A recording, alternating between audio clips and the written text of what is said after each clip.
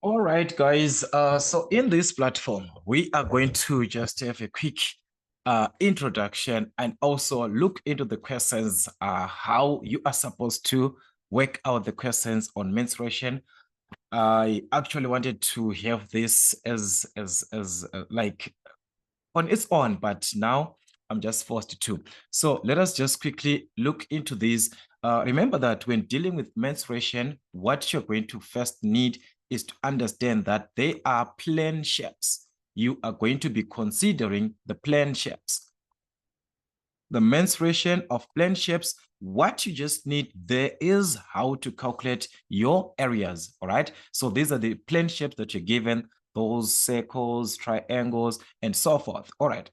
Given a circle, we have got the area of a circle. All right, consider the diameter, or you can consider the radius of a circle from the center of the circle to the circumference of a circle. That's the radius. So area can be referred as pi r squared or pi d squared over 4, which is something that we are used to this one in our engineering science N2. We talked about this area of a circle. So it's not something that is much difficult to handle. Then we've got a right angle triangle, which you consider as half of the base times the perpendicular height, where this is the base of your triangle from A to B. Then this is going to be your perpendicular height from D to C or from C to D. That's your perpendicular height. Given a rectangle, that is length times the breadth or length times the width. Remember, a rectangle will be at 90 degrees. So why is it that I'm supposed to know all these areas? It is because we are going to apply some of these areas in the simplification of the volumes. So I want you to go through these areas, each and every part, understand how to calculate your areas. It is very, very important. So I think this is a summary of all the formulas that you might need in the simplification of your areas. Then, considering the volumes, you are going to see that you are going to be calculating the surface area in terms of the solids, which are the solid shapes. So for all the solids, they are going to need you to calculate the volume and also the surface area. The surface area, the volume, the surface area. All right, so this is a rectangular prism that you're given, in this case, a rectangular prism with the length, the breadth, and the height. And now it is being opened out. This is like the surface area, how you're going to see it in a view. This is the view of this shape that you are seeing here. The height and the breadth, this side, which is a cross section that we are seeing. That's a cross section. So we are given there a cross section of what is happening there. So if we are to consider again, this is the breadth. So means we say this is the breadth. This is the height. So we also have another breadth and height on this case. This is the breadth. And what is this part? This is the length. So we've got the breadth and the length, the breadth and the length. So we are going to have, so all these guys, it's important that you understand, like maybe one of the sides is missing. It's good that you understand. But what I need you to understand for the meantime, because of the time, we do not have time. These are the formulas that I'm going to need you to understand: the surface area, the volume, and also moving on to the cone, this and that. So this is what you're going to have. What is important here on a cylinder? This is the most important part. The surface area of a cylinder. Take note, this cylinder that you're seeing, when being opened out, it's like this. There's a rectangle format. The rectangle is the 2 pi r of a circle times the height. So meaning to say, when you consider the surface area, there is a circle here on top. There's another circle on the bottom, which is this one. So we are going to have the area of this, which is 2 pi r times h. So it's 2 pi r h plus the area of a circle, which is pi r squared, plus the area of another circle, which is pi r squared. So if you add this, that was going to give us 2 pi r squared, which is this formula that I want you to understand. This one, just forget about it for now. All right, then the volume, which is pi r squared h, pi r squared h, if you put h and the r there. So On this formula, I want us to figure out some other things there. As we can see, there are two circles there. So in most exam cases, this is what is going to happen in most exam cases. In most exam cases, they can give you a cylinder. Maybe it's a drum that you're given, it's a bucket that you're given, as long as it's a cylinder. Then they can say it's open on top or open in the bottom. It can be open one side. Let's say it's open one side. It's only one side which is open. It's either on the top or on the bottom. You are going to see that the surface area is going to be affected when open on one side. The 2 pi RH is not going to be affected, this one, because this is always like that. It's not going to be affected. If you open, it's either this is not there or this is not there. One of these is not there. So we are not going to have 2 pi r squared. If this is the one that is open, it means we are just left with one circle. So it's going to be pi r squared. The same thing, if it was this which is open, it means this one is given. Still, we are going to have pi r squared. That is when it is open on one side.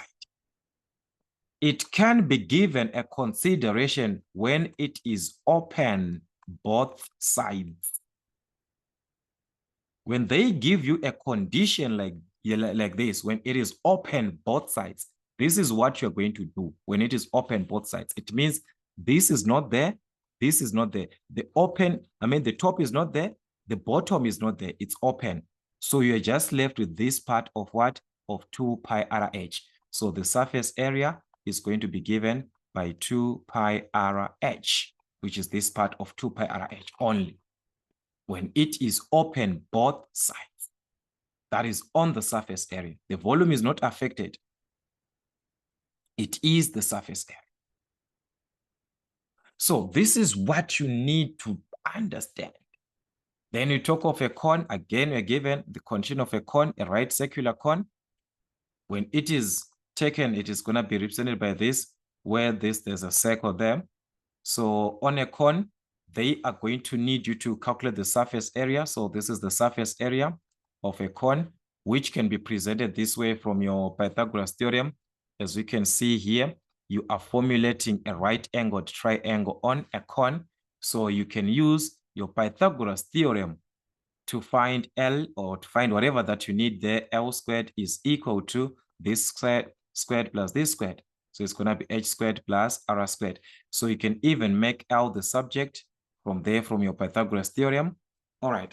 So that is the idea there. So this is the surface area that you're given on a cone.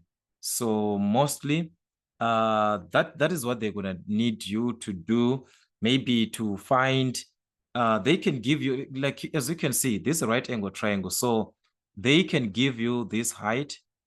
Maybe it's 4 centimeters here, and also the radius. Then you are not given the slant height, and you need the slant height in your calculations. You are going to take the Pythagoras theorem that L squared is equal to h squared plus r squared. So L is equal to the square root of h squared plus r squared, where L is equal to the square root of h, which is the height. That's 4 squared plus this 3 squared. So there L was going to be 5. So meaning to say, you can calculate the slant height from Pythagoras. Sometimes they might give you the slant height, and you are not given the other sides. You're not given maybe the height. So it depends with what you're given. Sometimes you are given the slant height. Maybe this is 17 centimeters. And you are given the radius, that the radius, all right, let's just take a radius of 5 centimeters. You're given like that. All right, let's just say this is 13, like that. Sorry for that, 13 centimeters, like this. You are given the slant height. What are you formulating? You are formulating a right-angled triangle there. According to what you're given, you can calculate the height. So the formula is not going to change. The Pythagoras theorem is not going to change. Hypotenuse squared, which is L squared, is equal to what? h squared plus r squared. So this is equal to h squared plus r squared. What I need this time is h. So I can substitute the length that I'm given, 13 squared, or I can make h the subject. That is, I'm going to have l squared minus transpose this r. This side is going to be a negative, which is equal to h squared.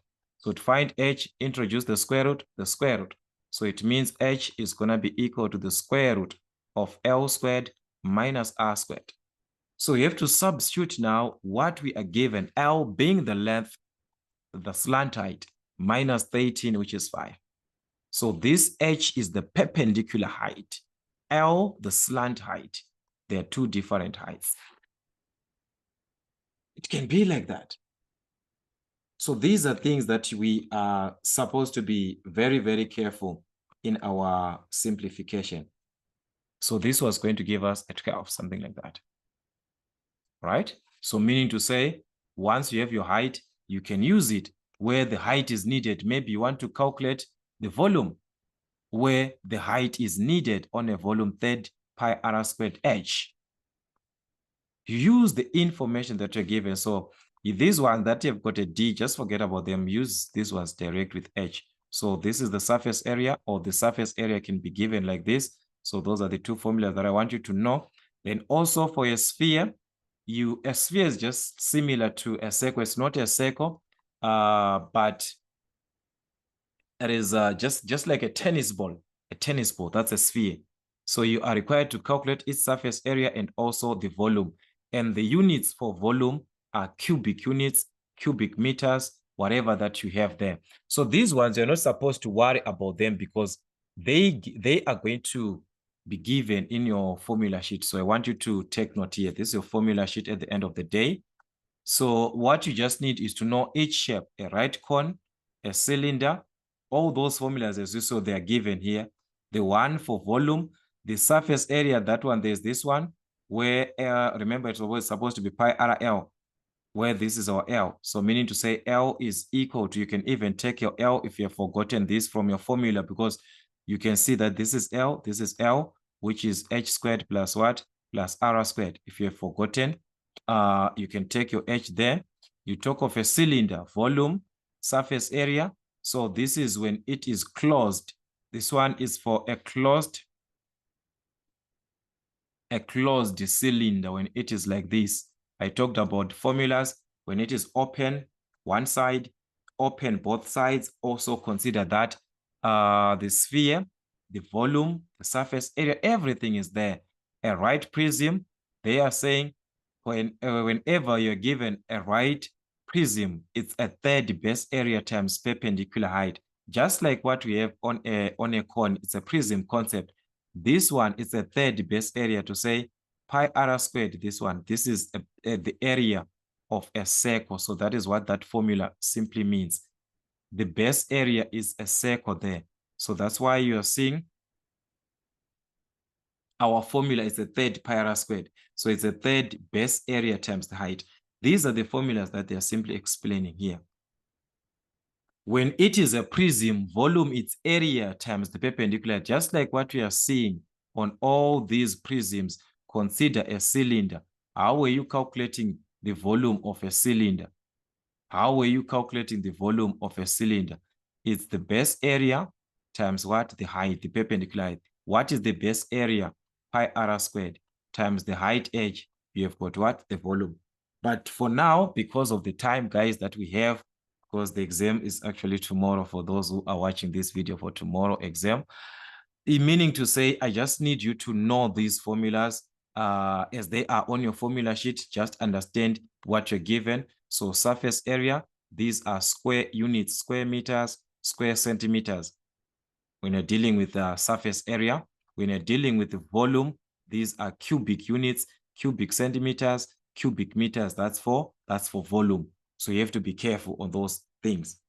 Then also, this relationship you're supposed to know, because they can also ask this volume as capacity.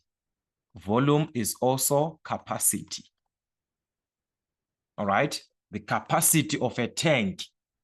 If you are given to calculate how many liters a tank can contain, how many liters? How many liters? Or maybe milliliters, whatever that you're given. That is the capacity, that is volume. You are simply asked to calculate volume. So you need to know the relationship between the liters and the volume. How can you relate these two? It follows that a cubic meter is equal to 1,000 liters. For each and every cubic meter, it's 1,000 liters. So maybe you calculated your volume and you got your answer in cubic meters. You have to convert back to the liters, because volume of 1 cubic meter is 1,000 liters. So maybe I've got a volume of 0.05 like this cubic meters.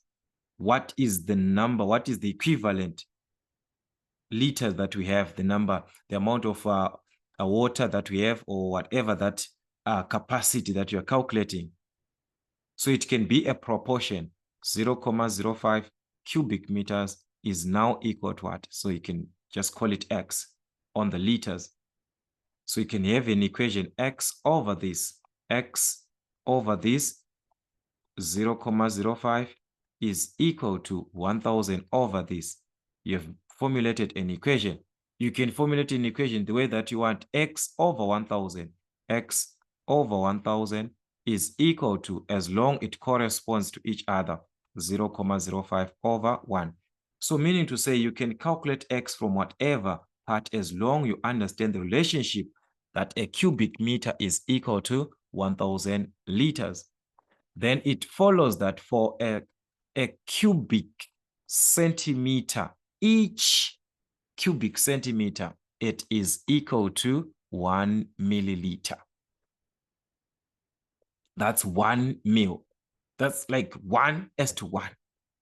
So if I'm given my 5 cubic centimeters, it means the volume is 5 milliliters. This one is 1:1 for cubic centimeters and what? For cubic centimeters and milliliters. It's a 1:1 ratio. But for this 1 cubic meter, it's 1,000 liters. They are going to ask about that. So you have to be very, very careful in conversion. Okay, let me just leave it. For the conversion of units from volume to the capacity in liters, are you able to do that? Also, those conversions, maybe the length and this and that. But that is what they are going to ask you. Is it open on top for a cylinder? I talked about the formula that you use. That's how they are going to ask. So I just need you to know these formulas. H is the height. L represents the length that you're given now. This is the slant height for a cone. Know each and every shape.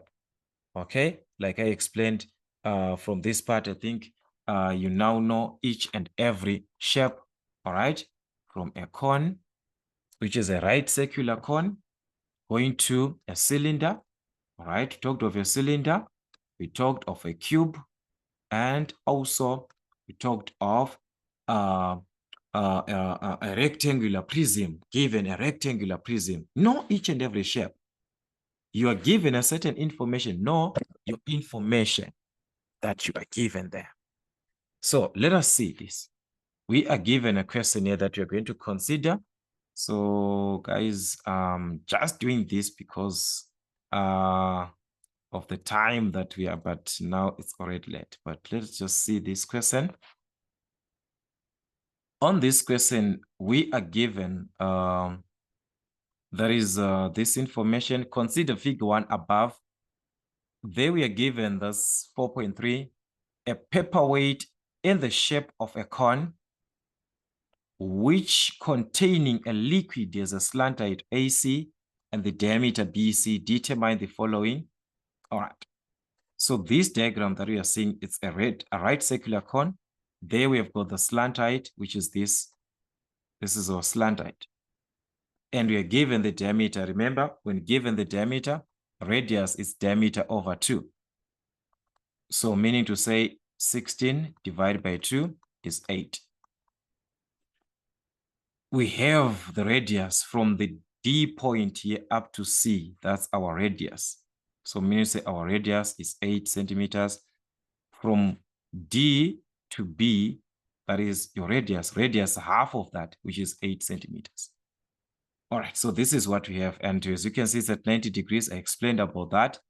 So the question was on 4.31, using this information and the diagram that we have on 4.31, the question needs us to calculate AD, which is the perpendicular height of the paperweight, the perpendicular height of the paperweight.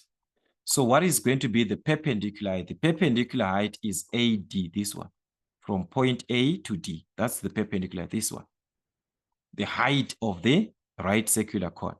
So we're now back to that Pythagoras theorem concept that I explained, that in most cases, that application is going to happen. So this is it. You are formulating a right-angled triangle. This is your slant height, which is L, 13,2 centimeters. This is the radius that we are given, 8 centimeters from the diameter. We calculated what? The radius. So this is our AD, which is the height from A to point D. So we saw that. Like I said, if you're stuck, you do not know your formulas, know this from this L, which is L is equal to this part of h squared, square root of h squared plus r squared. But there you can see, guys, this is a right angle triangle. So Pythagoras states that L squared is equal to the sum of the shorter side squared also. But what I need is h. So I take this r squared to this side, it becomes a minus. So that's L squared minus r squared is equal to h squared. Square root both sides, the square root both sides. So h is equal to the square root of L squared minus r squared. Or I just substitute my values as they are. What is L? 13,2. 13,2 squared must be equal to h squared, which is the one that I need, plus r squared, which is 8 squared. You solve for h. That's it. Or you can make h the subject, then what you need is to simply substitute there. The square root of L squared, which is the length, the arc length that we are given. I mean, sorry, the L that you are talking about, this line, the slant height, according to our diagram, that's the slant height L. So that's 13,2 squared minus r squared, which is 8 squared. All right, so like I said, guys, I've just forced myself to do this. Otherwise, I just hope it's gonna be some more useful. Let's see on our calculator, even the time on its own, guys, it's very, very late. Check here. So I'm just gonna try to finish up this question here. So as you can see, guys, you see time there is already. So let's see this one on our calculator. That's the square root of 13,2 squared minus 8 squared. Okay, so this is going to be something like this. Also, note to round off your calculator to the degree of accuracy. If it is to 3 decimal place, it's going to be shift, set up. You go to the fix on number 6, fix your calculator to 3 decimal place, just press a 3 there. So you change again, 10,500. All right, so 10,500, as we can just write as 10,5. But in actual sense, that was 10,500. So you have the height now. From the Pythagoras theorem, you calculated your height in this case. This was h. So h is equal to 10,5 centimeters. We are given this in centimeters. With the same information that we have, or that we have calculated our h in centimeters, we are then asked, take note about that question now that I was talking about here. How many milliliters of liquid will the paperweight hold when full? when it is full. How many liters when it is full? So whenever you have a question like this, you calculate your volume as usual. But remember what I said in terms of milliliters and the liters. So I think we can even remove this. All right. So you need the volume first. Whenever they talk about the capacity, how many liters, how many this, it can contain volume. What is the volume? You talk of a corn. So you go back to your formula. The volume is already there. The capacity, volume, I talked about this, the liters, and relating from the milliliters to the cubic centimeter, it's a 1:1 ratio. So you need to know that. So what is our formula? A third pi r squared h. So we have the formula there for the volume of a cone. So you just take your formulas. This is what you just need to do in each and every question. In each and every question, you need to relate like that. So the volume is given as a third pi r squared h, which is a third base area times what? Times the height, as we are given. So this is a third pi r squared h. We have got everything. Remember, we calculated this r. We calculated the radius. Our r is already given from the diameter. Our r is 8. So that's 8 squared times h, which is 10,5, which is the height. If you were to calculate this properly, you're going to obtain 224 pi, which you change again. Remember, your calculator is fixed already to 3 decimal places, so it's going to be 703,717 cubic centimeters. This is what you're going to have to 3 decimal places. But this is not about the question. The question does not need this like this. No. The question is specifically needs the liters, the milliliters of the liquid, the volume of the liquid.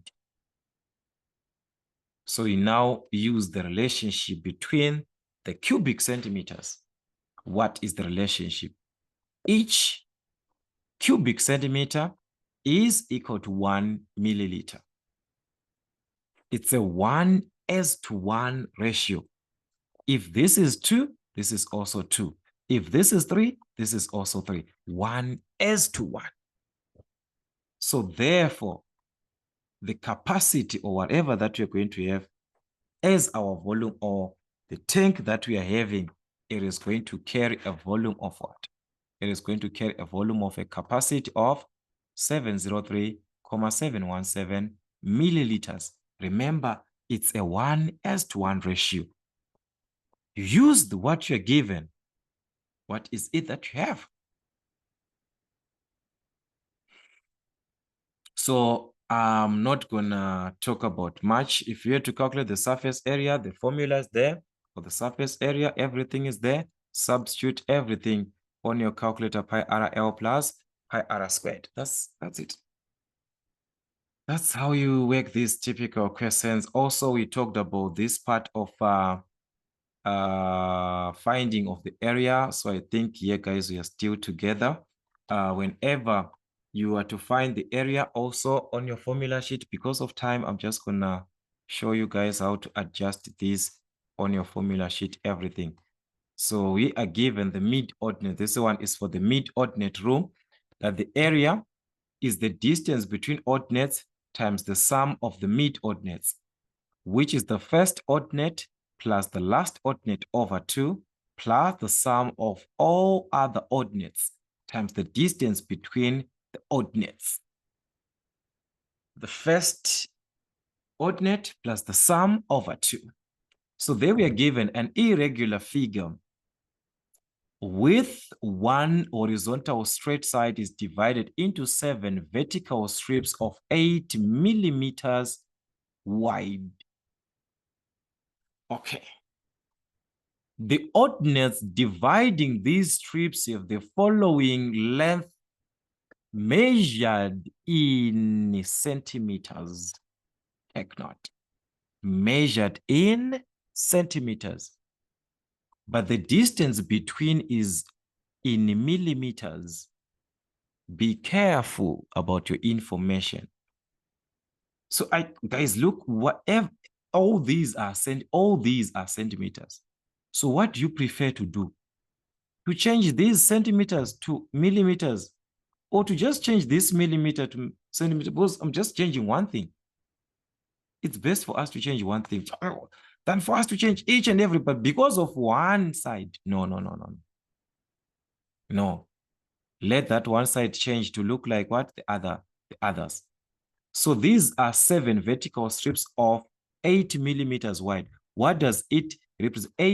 8 millimeters wide each. The difference between each strip, the difference in between is 8 millimeters. So that is our common, that is the distance between those 2 points, which is 8, between these points in millimeters, but we are given other dimensions, other of these ordinates, they are in centimeters. So it's easier for you to convert just only 1 to centimeters. So what's the relationship? A centimeter is equal to 10 millimeters. Each centimeter, 10 millimeters. So what about 8 millimeters? How many centimeters? It's going to be 8 over 10, which is 0.8 centimeters. So the common distance was supposed to be changed to centimeters. Be careful there. All right, so we saw our formula. Like I stated before, that is our formula here. First and last, this and that. So you just have to substitute our ordinates as they are. So the area is going to be equal to the sum of the first and last. These are the ordinates that they are referring, 0, 12, whatever, and these are the length. So this is your first, this is your last. So it's first plus last over 2, plus the sum of the remaining, the other ordinates that are remaining. These are the ones that are remaining in between. These are the remaining ordinates. The sum of those ones that are remaining, that is going to be 12 plus 13 plus 21 plus a 24 plus a 23 plus 18. Those are the remaining ordinates. The first, the last, those are the two. Multiplied to the distance between these ordinates, there is something that we need there, times the distance between the ordinates. It must be in the same units as the ordinates also. So that distance between the ordinates in centimeters is 0.8. Meaning to say these units now can correspond centimeters versus centimeters also. All right. So if we simplify this, 0 over 0 plus 2, that's a 0 there, plus add up everything. Add everything. That was going to give us 111 times the 0.8 outside of the bracket. So that's it. So meaning to say, if we are to simplify now, okay, so guys, everything just got affected. So as you can see, guys, even my board is complaining. I just overworked it for the day. So anyways, there you were going to have the area, everything just got affected here. I'm sorry for that, guys. So, but you're gonna have something like 0 plus 111. It was multiplied to 0.8. So that was going to give you 88.8 square centimeters. So as you can see, it simply tells us that we are supposed to be done, guys. So I want you to just understand this in your simplification. Don't worry about this. Don't panic. And just the formulas, they are there. Just understand capacity concept, volume concept, those things. A cylinder, like I said, a cylinder, be careful. It can be open on top or it can be open on the bottom. When they ever talk about that, it affects the surface area on that 2 pi r squared. So that's why I was saying you are supposed to understand this from this concept that I explained here. So as you can see, some of the other information is affected here. On this one, as I explained here, when it is open, be careful on this one. It can be open one side, it's either on top or bottom. This will be pi r squared. But when open both sides, it is going to be like this. So be careful. So that's it, guys. Wish you the best, guys. I wish you the best in your exams. Can we just continue to revise? Don't panic. Like I said, actually, I was not supposed to release this today, but just because, guys, your pressure was too much, I had to. But all the best, guys.